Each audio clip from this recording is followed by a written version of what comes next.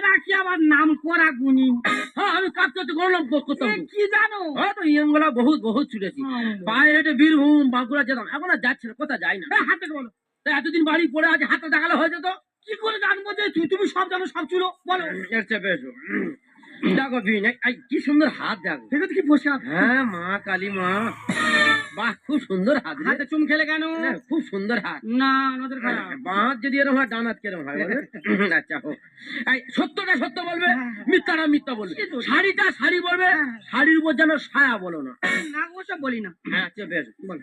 আচ্ছা হাতের রেখা বলছে আচ্ছা তোমার স্বামী মরে যাওয়ার পর মনটা খুব চঞ্চল এটা ঠিক হাতে রেখা বলছে আচ্ছা তোমার বৌমা খুব জ্বালা যন্ত্রণা দেয় এটা ঠিক হাতে রেখা বলছে আচ্ছা তোমার বেই তোমাকে পেতে চায় তোমার বেইকে তুমি পাত্তা দাও না এটা ঠিক একদম নয়। হাতে রেখা বলছে এই এই দেখো রেখা উড়ে কি করবে রেখা উড়ে চলে যাবে কি করবে পায়ে ফেল মেরে দাও